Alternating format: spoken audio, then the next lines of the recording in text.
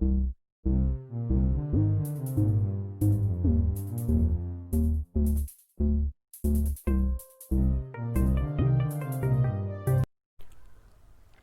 Students, welcome to my YouTube channel commerce classes by Vishal sir. बच्चों, आज हम accountancy class 12 के प्रोजेक्ट कैश फ्लो के बारे में बात करेंगे। बट इससे पहले मैं एक बात कहना चाहूँगा, मैंने अकाउंटेंसी प्रोजेक्ट पे एक डिटेल में वीडियो बना रखी है कि इस बार जो 2020-21 है गाइडलाइंस आई थी सीबीएसई की, उसके अकॉर्डिंग आपको सिर्फ only one project report, specific project report ही बनानी है, कॉम्प्रिहेंसिव नहीं बनानी है। तो उसमें भी तीन आपके वो टॉपिक थे जिन पे आप बना सकते थे। एक तो कैश फ्लो स्टेटमेंट जिसकी बात आज हम कर रहे हैं, एक रेशो एनालिसिस जिसमें ऑलरेडी बना चाहूँ, एक सेगमेंट एनालिसिस, और एक कंपैरेटिव कॉमन साइज भी था, उस पर भी आप बना सकते हैं।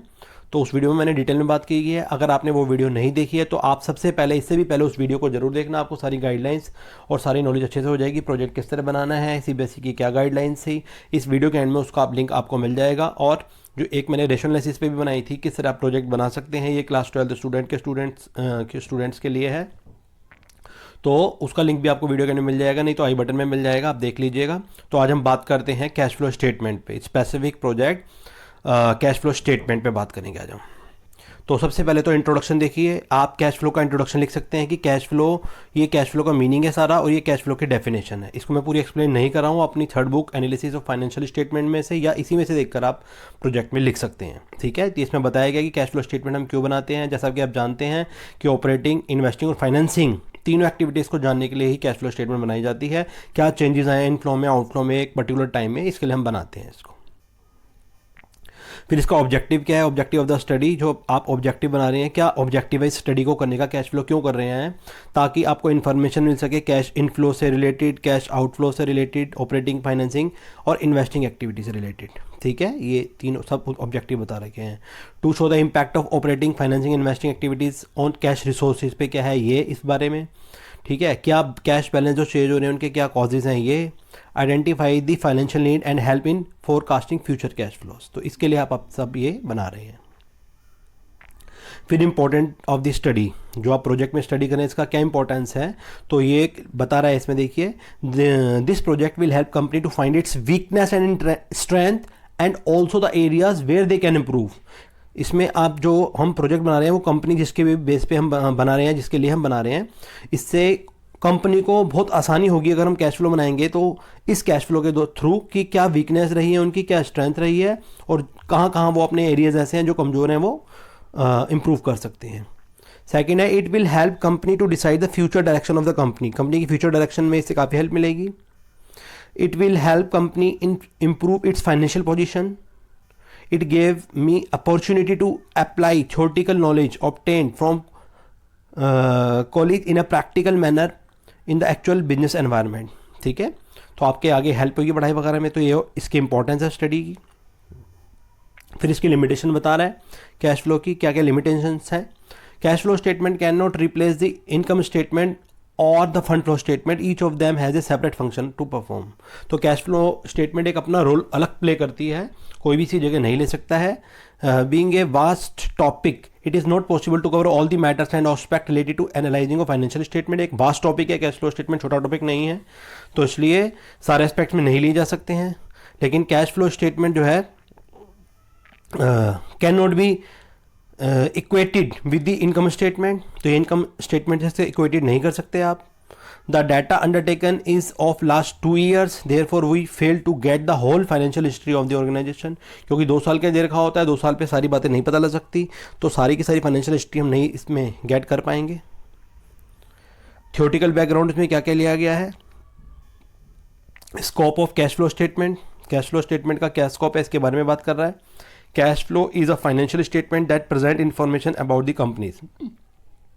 तो ये वो स्टेटमेंट है जो कंपनी की फाइनेंशियल स्टेटमेंट के प्रेजेंट करती है किसी भी कंपनी की।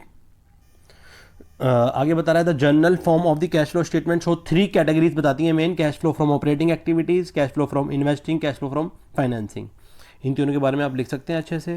नंबर 3 बता रहा है operating activities are principal revenue producing activities of the company and other activities that are not investing activity and financing activities. तो आप बता सकते हैं कि जो रिवेन्यू प्रोड्यूसिंग है एक्टिविटी कंपनी की, ये प्रिंसिपल एक्टिविटीज़ होती हैं, ठीक है। इन्वेस्टिंग और फाइनेंसिंग अदर दैन आती है इसमें, ठीक है। ऑपरेटिंग मेन होती है, दूसरी तो अदर्स में है। मेन ऑपरेटिंग है जिस पे बिजनेस चलता है, परचेज सेल करते हैं। फिर कह रहा है investment activity is the acquisition of and disposal long term assets and other investment and that do not include cash equivalents. तो इन्वेस्टिंग एक्टिविटी में हम एसेट को खरीदते और बेचते हैं, सारा दिखाया जाता है, और इसमें कैश इक्विवेलेंट शामिल नहीं होता। इंपॉर्टेंस ऑफ कैश फ्लो हम बना के हो रहे हैं, इसका क्या इंपॉर्टेंस है, तो बता रहा है कि the statement cash flow is based upon to get information about the cash receipt and cash payment during a period. एक फिक्स पीरियड में जो हम कैश फ्लो बनाते हैं, आप उसमें लिख दीजिए कि कैश रिसिप्ट और कैश पेमेंट, इसके बारे में इन्फॉर्मेशन जाने के लिए हम इसे बनाते हैं। आगे बता रहा है the presentation of cash flow statement is very much useful to management के लिए बहुत ज़्यादा इंपॉर्टेंस है इसकी। It is one of the 3 main financial statement, जो 3 बनाते हैं, बैलेंस शीट, इनकम स्टेटमेंट और कैश फ्लो। कैश फ्लो के बारे में हम पढ़ रहे हैं, तो ये तीनों कंपनी के मेन डॉक्यूमेंट्स में आते हैं, मेन इन्फॉर्मेशन है, कंपनी की फाइनेंशियल पोजीशन का सारा अच्छे से पता लग जाता है। आगे देखिए, need of cash flow statement, क्या जरूरत है। Number 1, knowledge of magnitude. The cash flow statement provide us information regarding cash generated and used in operating, investing, financing. तो एक बिजनेस के बारे में जो उसका मैग्नीट्यूड होता है उसकी हमें पूरी नॉलेज हो जाती है। टूल्स ऑफ प्लानिंग के बारे में पता लग जाता है।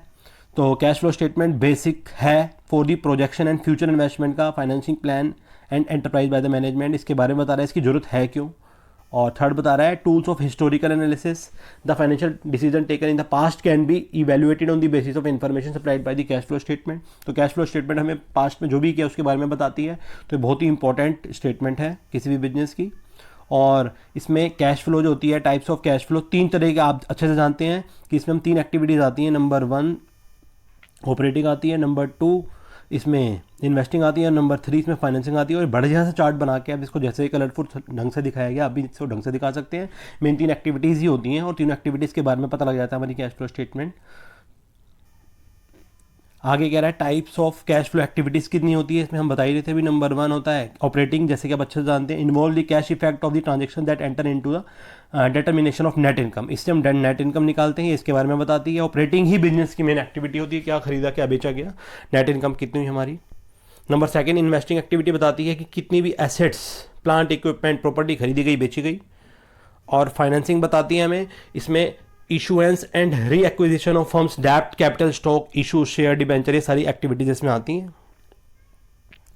ये काफ़ी इंपॉर्टेंट चार्ट है, ये आपकी बुक में भी दे रखा है, नंबर 3 जो बुक थी एनालिसिस ऑफ फाइनेंशियल स्टेटमेंट में। ये तीनों एक्टिविटीज़ के बारे में बताया गया है। नंबर 1 ये ऑपरेटिंग के बारे में कि हम जो भी गुड्स और सर्विसेज खरीदते हैं उसके होता है। यहाँ इनफ्लो में क्या क्या आता है, sale of goods services to customers, payment of employees, benefit expenses, सारे इसमें आते हैं।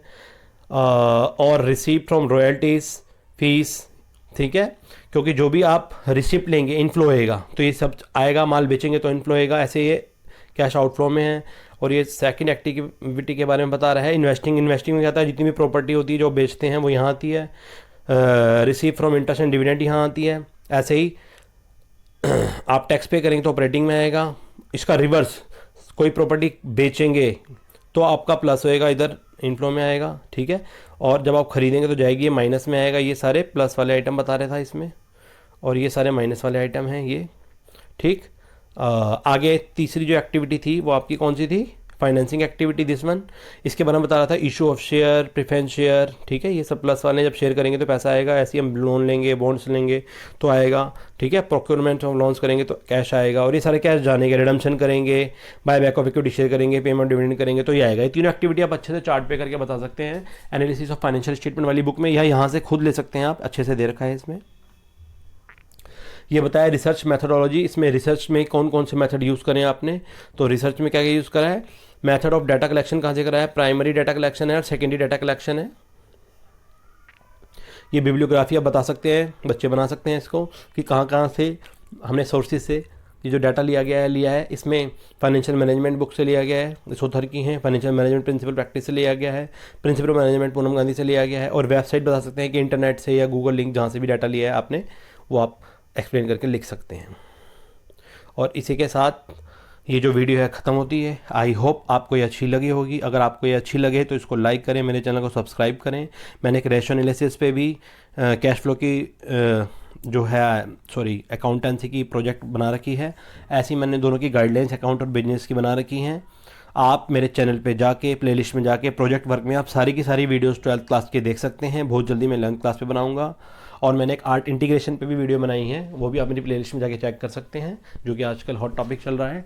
और इसी के साथ आपका इस चैनल और इस वीडियो दोनों को देखने के लिए बहुत बहुत धन्यवाद। आशा करता हूँ आपको ये अच्छी लगी होगी और आपको काफ़ी हेल्प करेगा कैश फ्लो स्टेटमेंट का प्रोजेक्ट बनाने में। इसी के साथ आपका इस चैनल को देखने के लिए बहुत बहुत धन्यवाद।